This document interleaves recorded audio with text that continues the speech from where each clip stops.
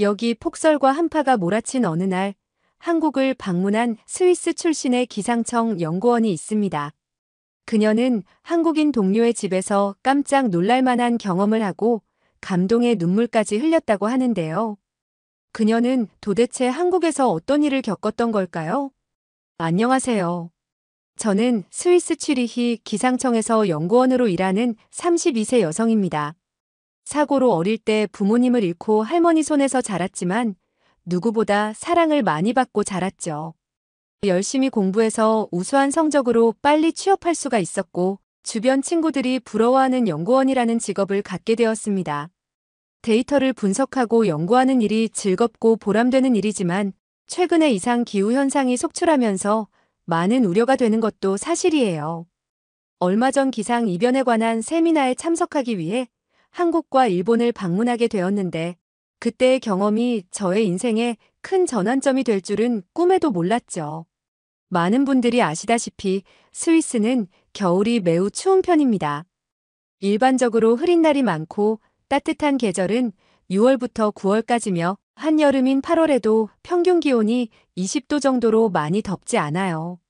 하지만 겨울은 매우 춥고 많은 눈이 내린답니다. 알프스의 흰눈은 로맨틱하고 아름답지만 저는 추운 겨울이 정말 싫어요.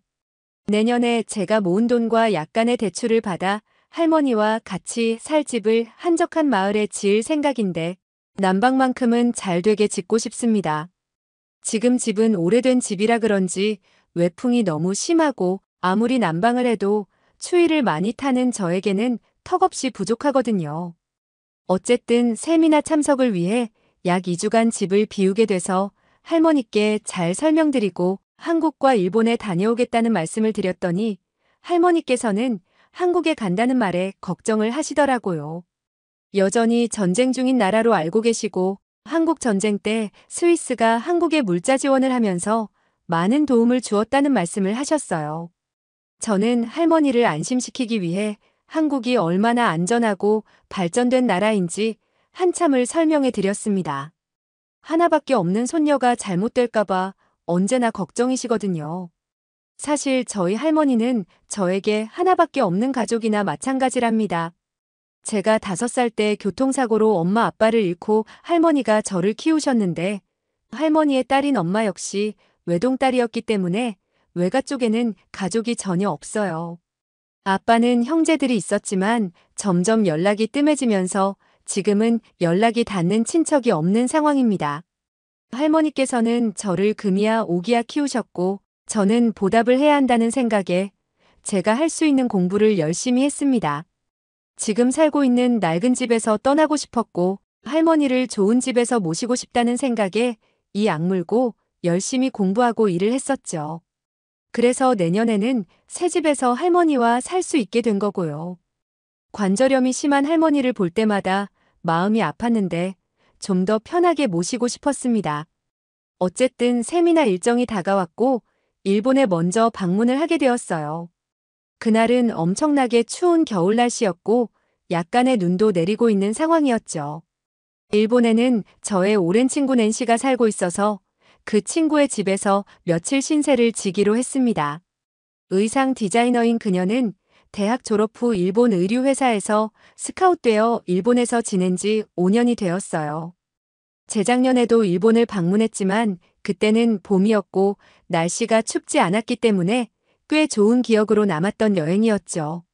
하지만 이번에는 여행이 아닌 일로 방문을 하기도 했고 추위에 취약한 저였기에 조금은 걱정이 되었습니다. 공항에 마중 나왔던 낸시와 근처에서 따뜻한 우동을 사 먹었는데 여전히 일본은 서서 먹는 문화가 대중적이었어요. 곳곳에 서서 먹는 사람들이 많이 보였습니다. 하지만 추운 날씨에 따뜻한 우동 국물은 그 어떤 음식보다 맛있게 느껴졌습니다. 대충 끼니를 때우고 낸시의 집으로 갔습니다. 내일 진행되는 세미나의 참고 자료를 정리해야 하는 시간이 빠듯했기 때문에 여유를 부릴 만한 시간이 없었거든요. 낸시의 집은 아담한 복층 건물의 집이었는데 집에 들어서자마자 냉기가 느껴졌습니다. 낸시는 방에만 난방을 한다면서 어서 방으로 들어가자고 했어요. 방의 한중간에는 좌식 테이블이 있었고 담요가 덮여 있었습니다. 코타츠라고 하는 일본 전통 난방기구라고 했습니다. 테이블 밑에는 전기 히터가 있었고 담요가 다리를 덮어주어 따뜻하게 데우는 형식이었죠. 일단 너무 추웠기 때문에 얼른 다리를 넣고 전기 히터로 난방을 하였어요. 금세 따뜻한 온기가 느껴지긴 했지만 여전히 상의는 추웠습니다. 빨리 처리해야 할 자료를 정리하고 낸시와 그동안 못했던 대화를 나누었습니다. 낸시는 일본에서의 생활에 큰 만족을 느끼지 못한다는 말을 했어요.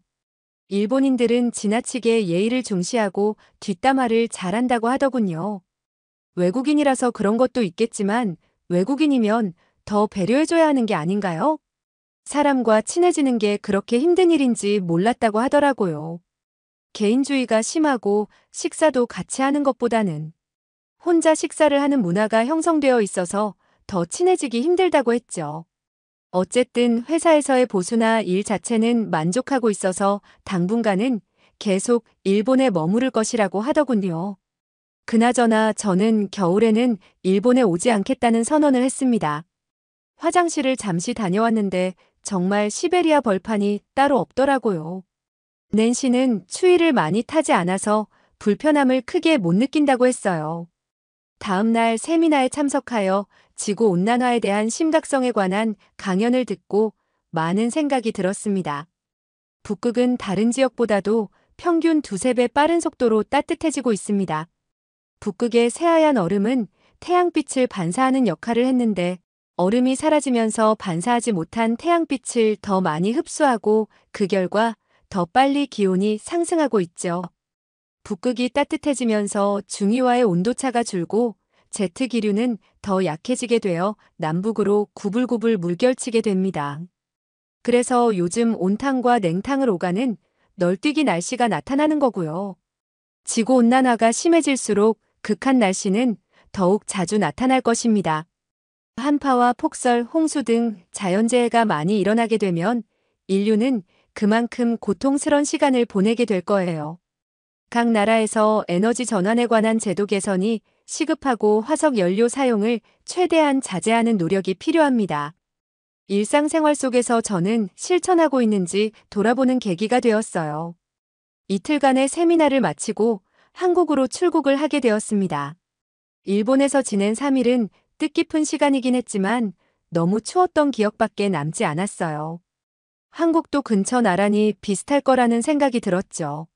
한국은 처음 방문을 하는 거라 조금 긴장이 되기도 했어요. 한국과 일본은 정말 가까이 위치하고 있었어요. 비행기를 타고 얼마 있지 않아서 도착한다는 안내방송이 나왔거든요. 공항에 도착해 짐을 챙겼고 처음 마주한 한국의 모습은 상상했던 것과 달리 매우 현대적이고 세련돼 보였습니다. 인천공항의 크고 웅장한 자태에 압도당했고 공항 내 시설들은 깨끗하고 아름다웠죠. 한국에는 지인이 없어서 혼자서 이동해야 하는 불편함이 있었지만 곳곳에 설치해 놓은 안내판이 있어서 힘들지 않게 움직일 수 있었습니다. 그런데 갑자기 약간의 긴장을 한 탓인지 배가 살살 아프기 시작했습니다. 화장실에 가야 하는 신호였던 거죠. 한국 역시 화장실은 유료로 운영이 될 거라고 생각하고 신용카드를 꺼내들고 화장실을 찾아다녔어요. 화장실을 찾는 데는 큰 어려움이 없었고 유료가 아닌지 결제하는 부분이 없더라고요. 일단 급하니까 얼른 화장실로 뛰쳐들어갔습니다. 이를 보고 마음의 여유가 생겨 그제서야 주변을 둘러보는데 이건 제가 호텔에 들어와 있는 건지 착각이 들 정도로 깨끗하고 좋은 시설이었어요. 전형적인 화장실 냄새가 아닌 향기로운 공기가 몸을 감쌌습니다. 스위스도 화장실이 깨끗한 편에 속한다고 생각했는데 한국은 비교할 수 없을 정도로 깨끗하더군요. 화장실을 나오면서 청소하는 분과 마주쳤는데 수시로 청소를 하시는 것 같았어요. 이렇게 유지가 되는 이유를 알 것 같았죠.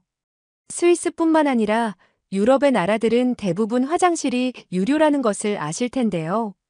스위스는 이용료가 일반적으로 1,000원에서 2,000원 정도를 지불해야 합니다. 화장실 문에 동전 투입기가 있는 경우가 많고 신용카드가 가능한 곳도 많아요. 물론 백화점, 박물관 같은 곳이나 식당과 카페는 이용 고객이 무료로 사용 가능하긴 하지만 한국처럼 길을 가다가 이용할 수 있는 무료 화장실은 보기 드물답니다. 관리도 잘 되어 있지 않고요.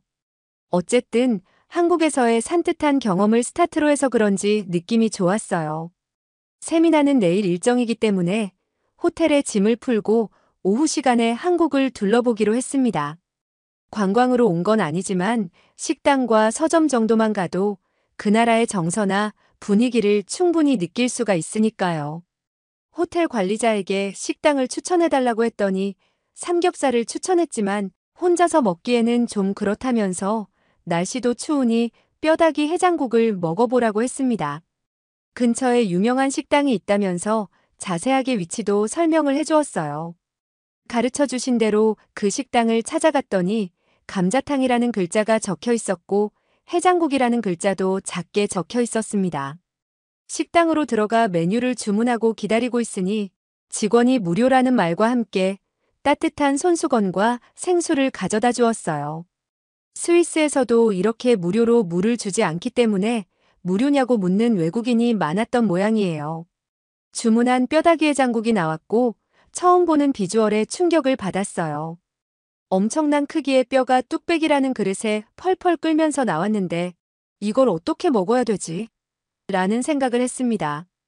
사람들이 먹는 모습을 보니 뼈를 손으로 들고 살코기를 뜯어 먹더라고요. 젓가락으로 어떻게든 먹어보려고 했지만 어마어마한 크기의 뼈다귀는 도저히 젓가락으로 집을 수가 없었어요. 어쩔 수 없이 저도 한국 사람들이 먹는 것처럼 따라서 먹었습니다. 두려움 반, 호기심 반으로 먹은 뼈다귀의 살코기는 매우 부드러웠고 돼지고기라는 것이 믿기지 않을 정도로 고기 누린내가 나지 않고 맛있었어요. 흐물거리는 채소가 들어있는 약간은 걸쭉한 국물을 먹었을 때는 뭔가가 꽉 찬 맛이 느껴졌습니다. 먹을수록 맛있다는 생각이 들었어요. 나중에야 알게 되었지만 흐물거렸던 채소가 우거지라는 것이었는데 배추의 겉잎을 삶아서 말려놓은 것이라고 하더라고요. 보기에는 흐물거렸지만 씹었을 때는 약간 쫄깃거리는 식감이 특이했습니다. 추운 날씨에 먹었던 뼈다귀 해장국은 정말 탁월한 선택이었습니다. 스위스에도 한식이 많이 알려지긴 했지만 이건 전혀 몰랐던 메뉴였거든요. 어쨌든 한국의 음식이 정말 매력적이라는 생각이 들었습니다. 다음 날 지구온난화와 기후변화에 대한 세미나를 마치고 한국기상청 서울청사의 직원분인 지영 씨와 이야기를 많이 나누게 되었습니다. 한국의 기상청에서의 프로세스를 대략적으로 설명을 들었는데 정말 대단하다는 생각이 들었어요. 한국에서의 가장 예의주시하는 자연재해가 태풍이라고 하였는데 예상 경로를 파악하기가 힘들고 어렵기 때문에 24시간 직원이 매달려야 하는 상황이라고 했습니다. 국가태풍센터와 화상회 연결을 통해 의견을 주고받고 슈퍼컴퓨터에서 계산한 시뮬레이션된 수치 모델의 결과값들로 대처를 한다고 하였어요. 저는 한국이 스위스보다 더 최신의 장비와 기술력으로 무장하고 있다는 사실에 충격을 받았습니다. 위급 상황을 대비해 안전재난 문자를 실시간으로 전 국민에게 전송한다는 것도 놀랄만한 사실이었죠. 한국의 기술력과 대처하는 프로세스를 간접 경험하면서 스위스에도 도입을 하고 싶다는 생각이 들었어요. 세미나 일정이 끝나고 지영 씨와 간단하게 식사를 한 후 차를 마시러 가려고 했는데 제 컨디션이 너무 좋지 않았어요. 호텔로 가서 쉬려고 했지만 지영 씨는 고맙게도 자신의 집이 근처인데 감기에 좋은 대추차를 대접하겠다고 했습니다. 미안했지만 선뜻 집에 초대해준 지영 씨의 제안을 거절하기도 그래서 그렇게 하겠다고 했어요.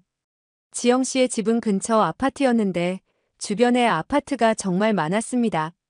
여러 개의 문을 통과해야 비로소 엘리베이터가 있는 입구에 도착할 수가 있었고 주차장도 엄청 넓었어요.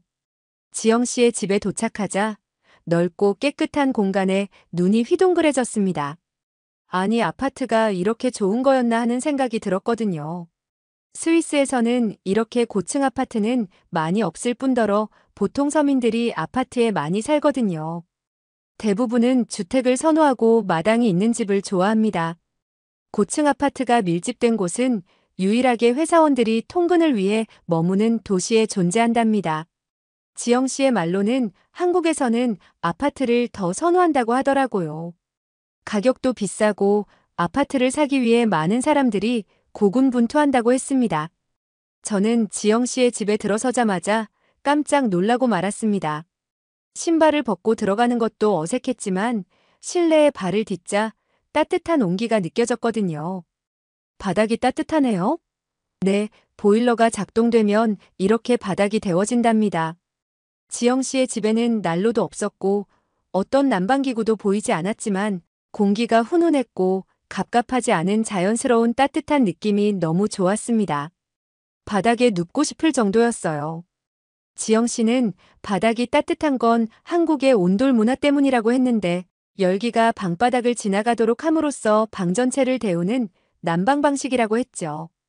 서양에서는 벽난로나 라디에이터를 이용해서 직접적으로 열을 사용한 난방을 하기 때문에 난방기구 근처에는 따뜻하지만 열기가 방 전체에 퍼지지 않아서 늘 공기는 차가운 편이거든요.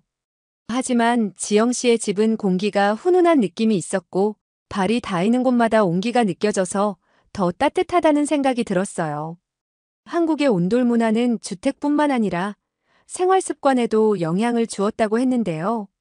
좌식 문화가 대표적이라고 할 수 있는데 바닥에서 먹고 자는 생활을 하게 되면서 실내에서는 신발 신는 것이 허용되지가 않는다는 것이죠. 바닥 난방이 익숙한 한국인들은 현대에 이르러서도 바닥에 열선이나 온수 파이프를 깔아 온돌 난방 방식을 고수한다고 합니다. 온돌 난방 형식은 열의 효율이 좋고 연료나 시설이 경제적이며 고장이 별로 없다는 장점도 있더라고요. 알고 보니 독일과 덴마크 등 유럽 국가들은 온돌과 같은 추결식 바닥 난방 방식을 발빠르게 도입하고 있다고 하니 한국의 고유 문화의 우수성을 다시 한번 확인할 수가 있었죠.